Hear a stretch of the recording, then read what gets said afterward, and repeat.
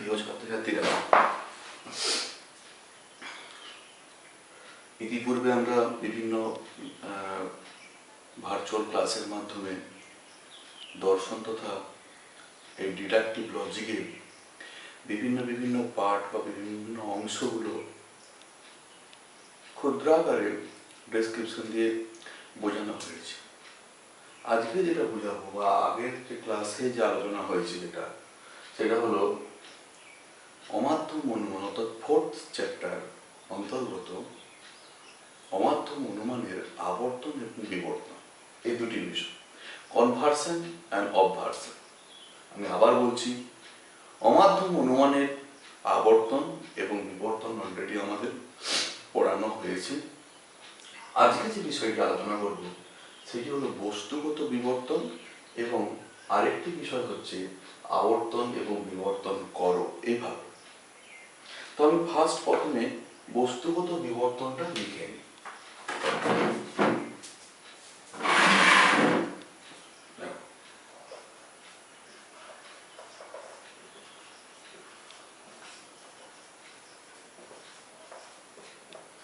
বস্তুগত বিবর্তনের ইংরেজি প্রতিশব্দ হলো ম্যাটেরিয়াল অবভার্সন। বস্তুগত বিবর্তনের ইংরেজি প্রতিশব্দ হলো ম্যাটেরিয়াল অবভার্সন। বস্তুগত বিবর্তন জিনিসটা কি? না, বস্তুগত বিবর্তন এটা কোনো প্রকৃত বিবর্তন কোনো নয়, এটা কোনো প্রকৃত বিবর্তন কোনো নয়। 2 নাম্বার, এখানে কোনো বিবর্তনের নিয়ম মানে না। 3 নাম্বার, বিবর্তনের গুণ এবং পরিমাণের কোনো নিয়ম ধার্য করে না। এবং 4 নাম্বার, বস্তুগত বিবর্তন শুধুমাত্র অর্থের দিক দিয়ে হয়। তাহলে কেমন হয় আমি জাস্ট একটু পয়েন্ট আকারে লিখে নিচ্ছি। 1 নাম্বার হচ্ছে এটা প্রকৃত বিবর্তন নয়।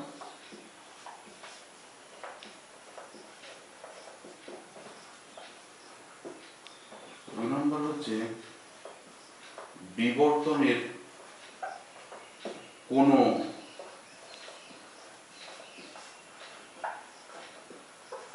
নিয়মকে মানে না। 3 নাম্বার, বিবর্তনের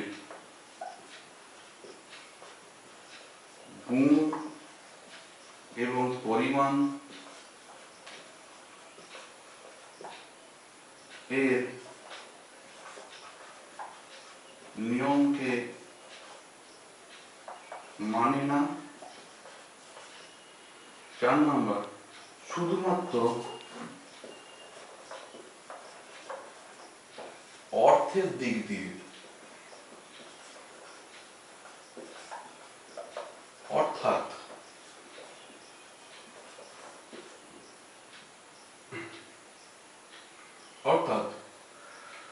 আশ্রয় বাক্য ও সিদ্ধান্তের উদ্দেশ্য ও বিধেয় যথাক্রমে বিপরীত পদ হবে।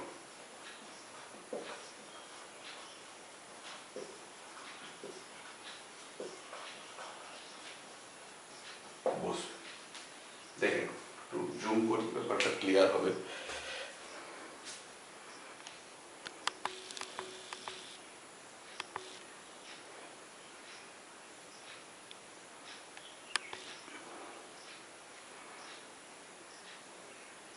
দেখো, নাম্বার 1, এটা কোনো প্রকৃত বিবর্তন নয়। কেন প্রকৃত বিবর্তন নয়? কেন না, বস্তুগত বিবর্তন কখনো যথার্থ বিবর্তন হতে পারে না, কারণ বিবর্তনের কোনো নিয়ম কি ফলো করে না। তাহলে আলটিমেটলি বস্তুগত বিবর্তন কি করে যথার্থ বিবর্তন হবে? 2 নাম্বার, বিবর্তনের কোনো নিয়মকে মান্য করছে না। 3 নাম্বার, বিবর্তনের গুণ এবং পরিমাণকে নিয়ম মানে না। তাহলে বিবর্তনের যে গুণ, অর্থাৎ যেটাকে পরিবর্তন হয়, অর্থাৎ সদর্থক থাকলে নমর্থক, আশ্রয়বাক্য সদর্থক থাকলে নমর্থক এবং নমর্থক থাকলে সদর্থক যেমন হতো, এবং পরিমাণ যেখানে সার্বিক এবং বিশেষ, অর্থাৎ মানে যেখানে পরিমাণ বিবর্তনের ক্ষেত্রে একই থাকে, সার্বিক বিশেষ সেখানে পরিমাণটা কোনো পরিবর্তন হয় না, কিন্তু গুণের কোনো পরিবর্তন হয় বিবর্তনের ক্ষেত্রে, যথার্থ বিবর্তনের ক্ষেত্রে, কিন্তু বস্তুগত বিবর্তনের কোনো সেরকম নিয়মকে মানে না। আর শুধুমাত্র অর্থের দিক দিয়ে আশ্রয় বাক্য এবং সিদ্ধান্তের উদ্দেশ্য তথা বিধেয় যথাক্রমে বিপরীত পদ রূপে বসবে। বিপরীত পদ মানে হচ্ছে দুটো শব্দ, মানে আশ্রয় বাক্য এবং বিধেয়ের যে উদ্দেশ্য পদ দুটো, আশ্রয় বাক্য তথা বিধেয়ের উদ্দেশ্য পদ দুটো, সেই উদ্দেশ্য পদ দুটো বিপরীত পদ রূপে বসবে। আই মিন অপোজিট ওয়ার্ড, যেটাকে বলা হচ্ছে অপোজিট ওয়ার্ড রূপে বসছে। এটা কোনো ফাংশনাল কাজ নয়, বা কোনো হয়তো কি বলবো অন্য কোনো শব্দ হিসাবে বসবে না, শুধু বিপরীত পদ রূপে বসবে। এবং সাদা হলে কালো হবে, আলো হলে অন্ধকার হবে, যুদ্ধ হলে শান্তি হবে, এই জাতীয় এই টাইপটাই বোঝাচ্ছে। তাই আমি আবার বলছি, বস্তুগত বিবর্তন হচ্ছে একটা ইংরেজি প্রতিশব্দ হলো ম্যাটেরিয়াল অবভার্সন, এবং এই ম্যাটেরিয়াল অবভার্সনের কাজ হচ্ছে কি না, এগুলো হচ্ছে বিবর্তনের কোনো নিয়মকে ফলো করে না, কোনো নিয়মকে ফলো করছে না, না গুণ না পরিমাণ, কোনো কিছু ফলো করে না। যে গুণগত বস্তুগত বিবর্তনের কোনো নিয়মকে ফলো করছে না, পরিমাণ দিক দিয়েও তাই না, তারপরে এটা কোনো বিবর্তন, কোনো যথার্থ বিবর্তন নয়। এখানে আশ্রয় বাক্যের উদ্দেশ্যের জায়গায়, সিদ্ধান্তের উদ্দেশ্যের জায়গায় আশ্রয় বাক্যর বিধেয় সিদ্ধান্তের বিরুদ্ধ পদ রূপে বসবে, এটা বিবর্তনের ক্ষেত্রে নিয়ম যেটা, সেটা কিন্তু বস্তুগত বিবর্তনের কোনো অংশে এটা মানা হয় না। কারণ এখানে তো বিবর্তনটাই নয়, এটা প্রকৃত বিবর্তন নয়। ফার্স্ট দেখে বলা হয় প্রকৃত বিবর্তন নয়, এইটা বিবর্তনের নিয়মকে মানে না। 3 নম্বর, বিবর্তনের কোনো গুণ এবং পরিমাণকে নিয়মকে মানে না। অর্থাৎ বিবর্তনের যে একটা নির্দিষ্ট গুণ আছে, গুণের যে একটা নিয়ম আছে, অর্থাৎ আশ্রবাক্য বা বিবর্তনীয় বচন যদি সদর্থক হয়, তাহলে বিবর্তিত বচন হচ্ছে নমর্থক হবে। আর ব্যাপারটা হচ্ছে কি, বিবর্তনীয় বচন যদি নমর্থক হয়, বিবর্তিত বচন অবশ্যই সদর্থক হবে। আর পরিমাণের দিক দিয়ে বিবর্তনের ক্ষেত্রে কি হয়েছিল না, বিবর্তনীয় বচন সার্বিক হয়, বিবর্তিত বচন অবশ্যই সার্বিক হবে, এবং বিবর্তনীয় বচন যদি বিশেষ হয়, তাহলে বিবর্তিত বচন অবশ্যই বিশেষ হবে। এটা কোনো পরিমাণের কোনো ফ্যাক্টর মানে পরিবর্তন ছিল না, পরিমাণ একই হবে। অর্থের দিক দিয়ে কি করছে, শুধুমাত্র আশ্রয় বাক্য এবং সিদ্ধান্ত। কি হচ্ছে অর্থের দিক দিয়ে, আমি জাস্ট একটা উদাহরণ দিয়ে ব্যাপারটা ক্লোজ করবো। দেখো জাস্ট শুধু একটা অর্থের দিক দিয়ে কেমন করছে, ছোট্ট করে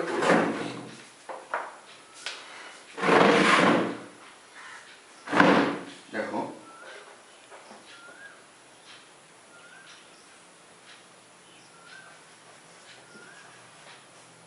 যুদ্ধ হয় অমঙ্গলদায়ক,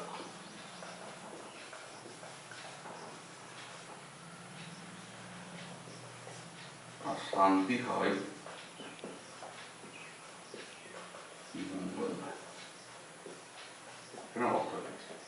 এখানে কোনো কনভার্সন বা অবভার্সন কোনো কিছু লিখছি না, কনভার্সন বা অবভার্সন কোনো কিছু লিখছি না। দেখতে পাচ্ছ শুধু যুদ্ধ জায়গায় দেখতে পাচ্ছ একটা অপোজিট ওয়ার্ড হলো এইটা, আর অমঙ্গলদায়কের জায়গায় দেখো একটা অপোজিট ওয়ার্ড হয় আছে, কিন্তু প্রকৃত বিবর্তনে কি হয়েছে যে এইটা কিন্তু চেঞ্জ হতো, যদি হয় হতো এখানে নয় হতো। তার মানে কি এখানে সদর্থক থাকলে এখানে নমর্থক হতো, এটা প্রকৃত বিবর্তনের নিয়ম অনুযায়ী। কিন্তু এখানে করেছি কি না কোনো পরিমাণ বসিয়েছি,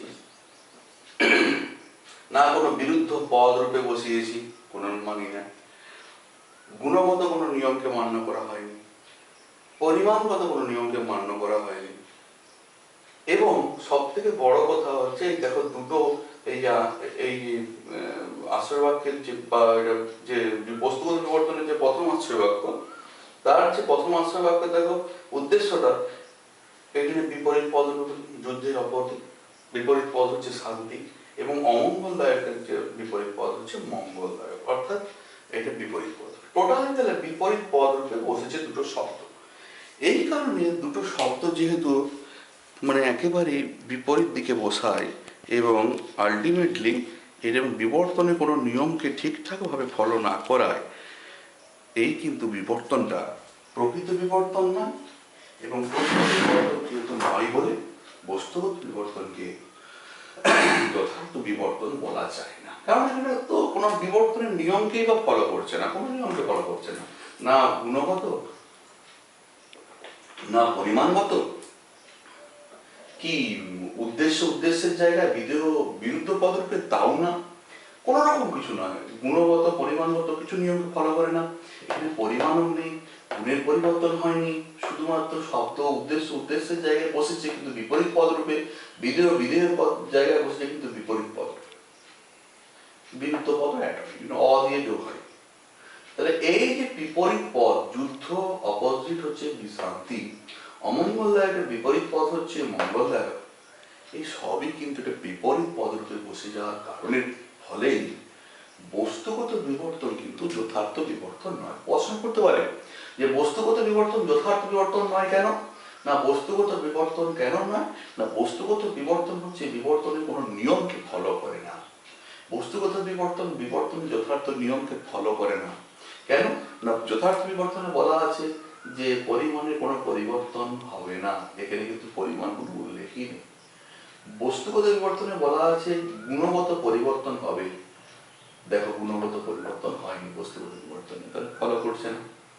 আচ্ছা বস্তুগত বিবর্তনে বলা আছে যে উদ্দেশ্যের জায়গায়, মানে উদ্দেশ্যটাই বসবে সিদ্ধান্তে, উদ্দেশ্যটা কিন্তু অপোজিট ওয়ার্ড বসেছে। বিধেয়টা বিধেয়ের জায়গায় বসবে কিন্তু বিরুদ্ধ পদকে বসবে, দেখো বিরুদ্ধ পদকে বসেনি। তাহলে এত সব কিছু নিয়মকে না মানার কারণের ফলেই বস্তুগত বিবর্তন কে যথার্থ বিবর্তন বলা যায় না, বা ম্যাটেরিয়াল অবভার্সন ইজ নট প্রপার বা অ্যাকচুয়াল অবভার্সন। ঠিক আছে, তাহলে বস্তুগত বিবর্তন হচ্ছে যথার্থ বিবর্তন নয়, এটা একটা পার্ট। আরেকটা পার্ট, লাস্ট পার্ট বা শেষ পার্ট ছিল যে আমরা আবর্তন বিবর্তন কিভাবে করব। আমি এটা মুছে দেখে নিচ্ছি।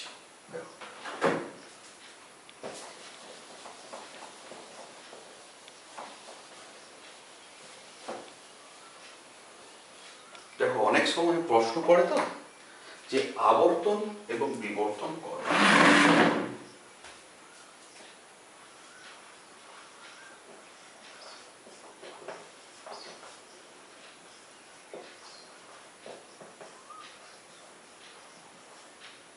ঠিক আছে, একটা প্রপোজিশন বলে দিল যে বললো যে মানুষ মরণশীল,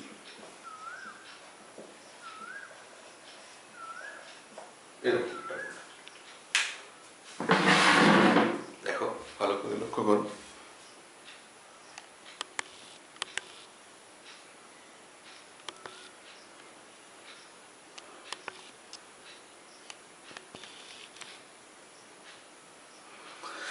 মানুষ মরণশীল দেখতে পাচ্ছ, এখানে আবর্তন বিবর্তন করতে বলছে। আবর্তন বিবর্তন মানে প্রশ্ন করতে পারে যে আবর্তন বিবর্তন করতে, আবর্তন বিবর্তন করতে বলছে না কনভার্সন বা অবভার্সন প্র্যাকটিস করতে বলছে। কিভাবে কনভার্সন করবো, কনভার্সনের নিয়মকে ফলো করা আছে। বিবর্তন কিভাবে করবো, বিবর্তনের নিয়মকে ফলো করা আছে। তো এরপর যদি প্রশ্ন পড়ে যে বিবর্তন আবর্তন এইসব কিছু নিয়ম টিয়ম মানার পর যে পরে প্রশ্ন পড়ে যে আবর্তন এবং বিবর্তন করো, তখন তোমরা কি করবে, কিভাবে করবে। দেখো মানুষ মরণশীল, এইটা দেখো একটা বাক্য দেওয়া আছে, এটা কিন্তু বচন নয়, বারবার বলছি এটা কিন্তু বচন নয়। মানুষ মরণশীল এটা একটা বাক্য, তাহলে এই বাক্যটার থেকে আমাকে বচনে পরিণত করতে হবে। তাহলে কি হবে, দেখো সকল মানুষ হয় মরণশীল, তাহলে এল এফ দিয়ে লিখলাম সকল মানুষ হয় মরণশীল।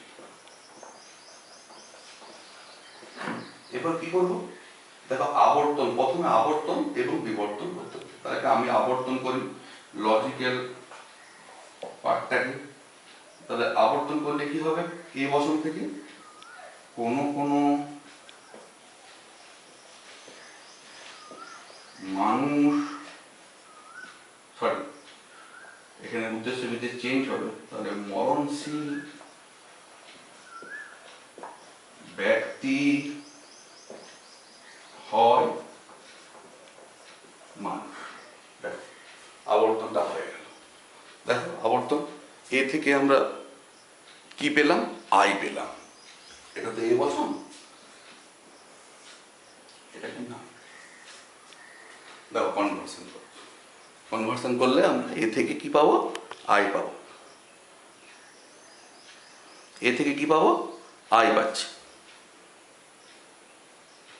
দেখে নাও, কারণ আমরা জানি এ বচন থেকে আই বচনে রূপান্তর করতে হয় আবর্তনে, এবং কি বিবর্তন করে যদি কাকে বিবর্তন করবো, আমি কি আই বচনটাকে বিবর্তন করবো না এই বচনটাকে বিবর্তন। দেখো লেখা আছে আবর্তন ও বিবর্তন। কোনো আবর্তনের বিবর্তন বলেনি বা বিবর্তনের আবর্তনে, কথাগুলো ভালো করে চিন্তা। আবর্তন বিবর্তন করা মানে কি, লজিক্যাল ফর্মটাকেই আবর্তন করব, লজিক্যাল ফর্মটাই কিন্তু বিবর্তন করব। লজিক্যাল ফর্মটাকে আবর্তন করব, লজিক্যাল ফর্মটাকে বিবর্তন করব। তাহলে এ থেকে আমি আই করেছি, আবার এ থেকে আমি কিন্তু অবভার্সন করব। তাহলে এখানে কি হবে, ই বচন হলে এ হবে কোনো মানুষ নয় অমরণশীল।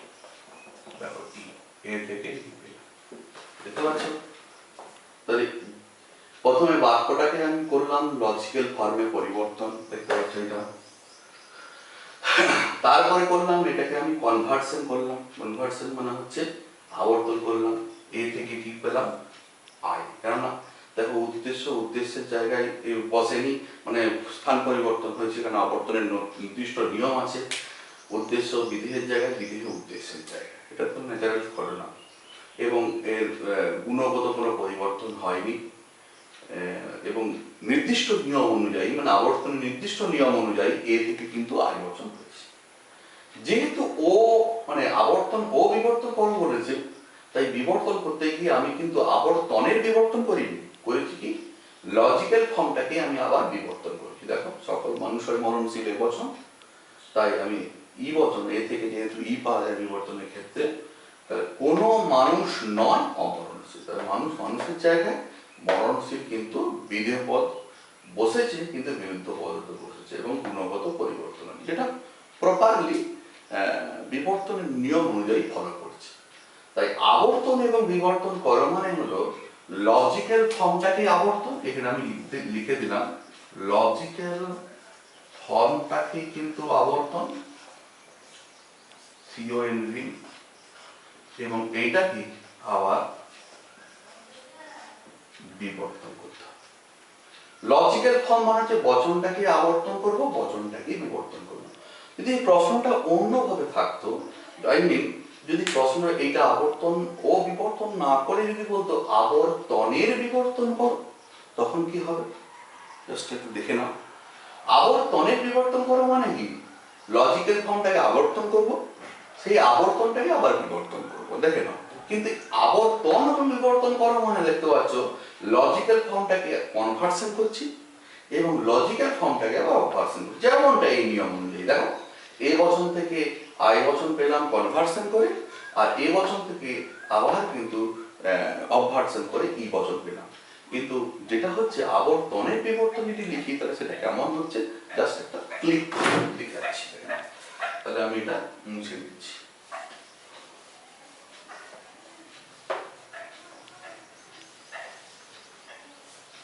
তাহলে উপরে আমি লিখি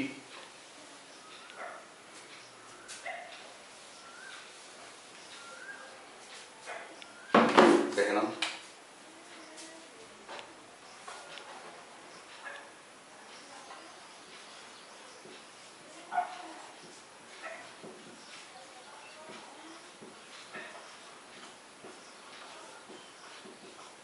মানুষ মরণশীল,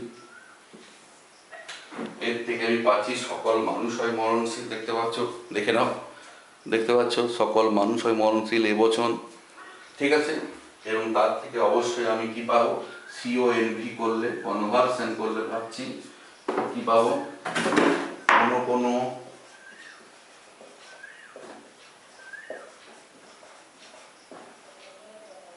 মরণশীল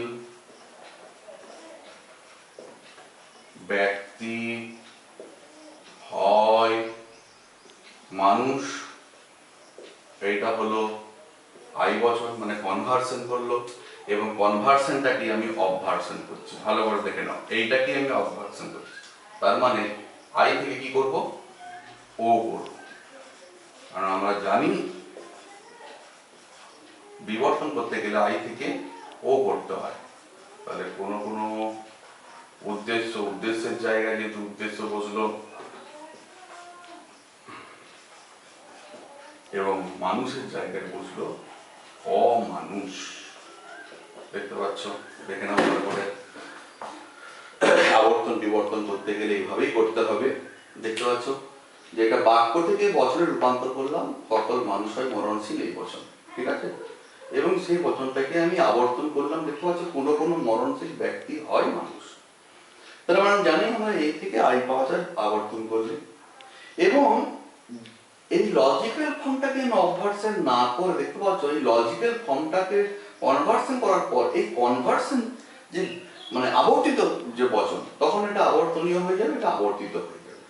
এই আবর্তনীয় বচনটাকে আমি আবর্তিত করলাম এবং পরবর্তীকালে আবর্তিত করে সে এই বচনটার থেকে আমি অবভার্সন পেলাম এবং এটাকে আমি ও হিসাবে আখ্যা দিলাম। কারণ আমরা জানি যে হচ্ছে আই থেকে ও পাওয়া যায়, কেননা বিশেষ সদর্থক থেকে বিশেষ প্রমর্থক পাওয়া যাচ্ছে। এটা কোন নিয়ম অনুযায়ী? বিবর্তনের নিয়ম অনুযায়ী, বিবর্তনের গতি প্রকৃতি অনুযায়ী। দেখতে পাচ্ছ, তাই আবর্তনের বিবর্তন মানে কি? এখানে আবর্তনের বিবর্তন মানে কি? লজিক্যাল ফর্ম এলএফটাকে সিওএনভি করা এবং সিওএনভিটাকে ওবিভি করা। দেখতে পাচ্ছ, এইটাকে কিন্তু আমি আর ওবিভি করবো না, যেটা আবর্তনে বিবর্তন করেছিলাম, যে লজিক্যাল ফর্মটাকে কিন্তু কনভার্সন করলাম এবং এই কনভার্সনটাকে আমি অবভার্সন করলাম। এইরকমটা নয়, এই জিনিসটা নয়। লজিক্যাল ফর্মটাকে অবভার্সন করলাম, এটা কিন্তু মোটেই বলবে না, বারবার বলছি কিন্তু আবর্তনের বিবর্তন করে মানে হচ্ছে লজিক্যাল ফর্মটাকে কনভার্সন, কনভার্সনটাকে অবভার্সন। কখনো লজিক্যাল ফর্মটাকে কখনো অবভার্সন করতে যেও না, এটা ভুল হয়ে যাবে। এটাই এই নিয়ম অনুযায়ী যদি বলা হয়, সেটা হচ্ছে আবর্তন ও বিবর্তন করে। যদি প্রশ্ন পড়ে যে নিচের বাক্যগুলিকে তর্কবিদ্যা সম্মত আকারে উপস্থাপন করো এবং আবর্তন এবং বিবর্তন করো, তখন হবে এই বাক্য থেকে বচন, হ্যাঁ, বা বচন থেকে আবর্তন করলাম এবং অবশ্যই সেই বচনটাকে আমি আবার বিবর্তন করলাম। যেহেতু লেখা আছে আবর্তনে বিবর্তন করো, এটা সেকেন্ড নিয়ম, সেকেন্ড নিয়ম। 2 নাম্বার, 1 নাম্বার হচ্ছে আবর্তনে বিবর্তন করো, 2 নাম্বার হচ্ছে আবর্তনে বিবর্তন করো। তাই দেখতে পাচ্ছ লজিক্যাল ফর্মটাকে হচ্ছে কনভার্সন এবং লজিক্যাল ফর্মটাকে না করে অবভার্সন না করে কনভার্সনটাকে অবভার্সন করেছি। এ থেকে আই পেয়েছি, আই থেকে কিন্তু ও পেয়েছি, কিন্তু এ থেকে ও কিন্তু নয়, কারণ এ বচন থেকে বিবর্তন করে ও পাওয়া যায় না, এ থেকে ই পাওয়া যায়। তাই এটি হচ্ছে আবর্তনের বিবর্তন করো এই নিয়ম। আরেকটা নিয়ম আছে, সেটা মুছে দিই, ভালো করে দেখে নাও তোমরা, এটা একটু ফলো করো। দেখতে পাচ্ছ এ থেকে আই এবং আই বচনটা থেকে পরবর্তীকালে ও পেলাম। ডাইরেক্টলি এ থেকে কখনো ও নয়, কারণ এ থেকে যদি ও হবেও না যদিও। তাই আবর্তনে বিবর্তন করতে গেলে লজিক্যাল ফর্মকে কনভার্সন এবং এই কনভার্সন রূপটাকে, তখন এটা হচ্ছে আবর্তিত বচন হয়ে যাবে এবং আবর্তিত বচনটাকে আমি আবার বিবর্তন করব। আবর্তিত বচনটাকে আমি আবার কি করব? বিবর্তন করব। কখনো লজিক্যাল ফর্মটাকে কখনো বিবর্তন করব না, আলাদা আলাদা করব না। যে আবার বচনটাকে অবশ্যই আবর্তন করেছি এবং সেই আবর্তিত বচনটাকে আমি আবার বিবর্তন করব। বারবার বলা হচ্ছে লজিক্যাল ফর্মটাকে করব না। তাই এটা হচ্ছে আবর্তনের বিবর্তন করব এই নিয়ম। প্রশ্ন যদি পড়ে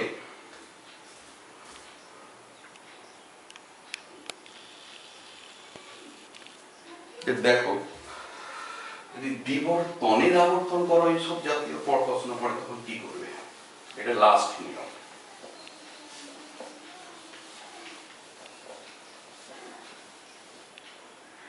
প্রশ্ন করল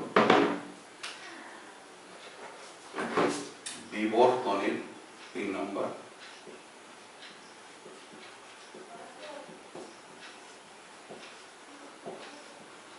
আবর্তন এবং বলে দিল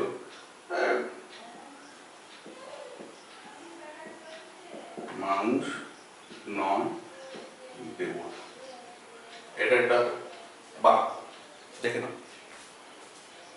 এটা একটা বাক্য, কিন্তু বারবার বলছি এটা একটা বাক্য, মানুষ নয় দেবতা। এই বাক্যটা থেকে অবশ্যই একটা লজিক্যাল ফর্ম পেতে হবে, তবে যদি আমাদের কিছু হয়। দেখো, লজিক্যাল ফর্ম করতে গেলে অবশ্যই আমাকে বলতে হবে হচ্ছে কোনো মানুষ নয় দেবতা।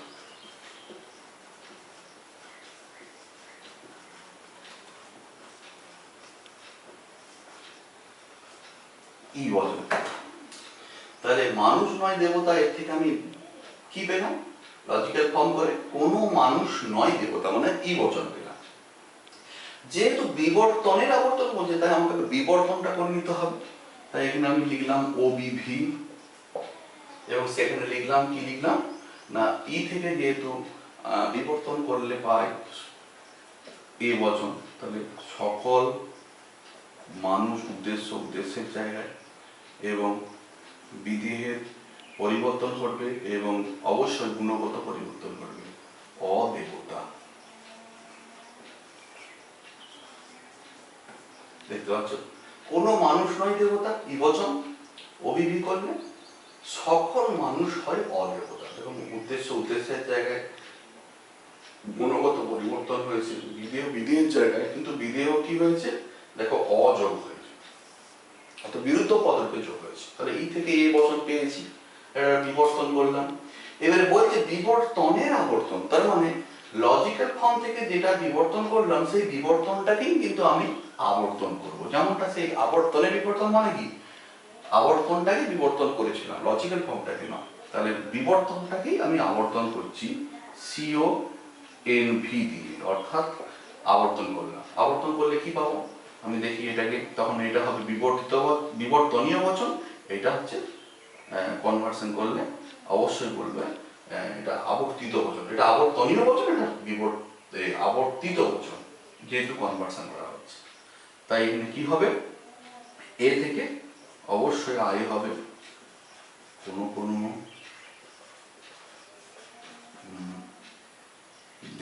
উদ্দেশ্য বিদেশ স্থান পরিবর্তন, দেবতা, সরি অদেবতা হবে, এখানে কিন্তু অযোগ আছে, অদেবতা হয় মানুষ।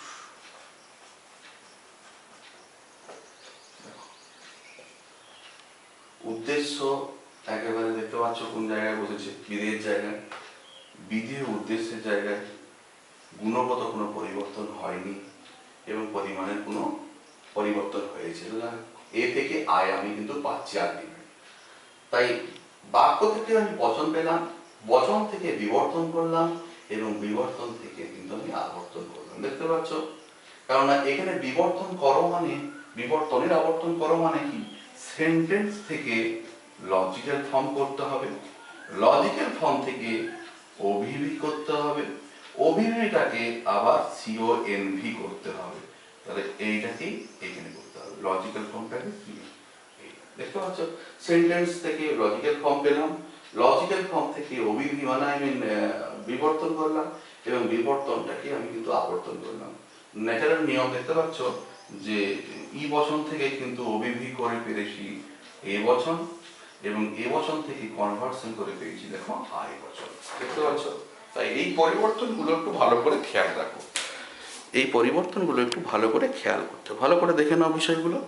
দেখতে পাচ্ছ, বিবর্তনের আবর্তন যেহেতু বলেছি, তাই মানুষ নয় দেবতা, এখানে কিন্তু ই বচন করেছি, এটা কখনো অন্য কোনো বচন হবে না।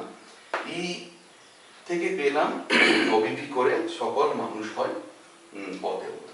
উদ্দেশ্য উদ্দেশ্যের জায়গায়, বিধেয় কিন্তু পরিবর্তন হলো, অর্থাৎ বিরুদ্ধ পদকে পরিবর্তন হলো, এবং অবশ্যই গুণগত পরিবর্তন হচ্ছে, পরিমাণের কোনো পরিবর্তন হয়, যেহেতু বিবর্তনের নিয়ম মেনে। এবং এই বিবর্তিত রূপটাকে বা বিবর্তনীয় বচনটাকে আমি কিন্তু আবার কনভার্সন করলাম। দেখতে পাচ্ছি বিবর্তনের আবার, তার মানে কি, লজিক্যাল ফর্মটাকে বিবর্তন, এবং সেই বিবর্তনটাকে পরবর্তীকালে আবর্তন। তাই বিবর্তনটাকেই আমি আবার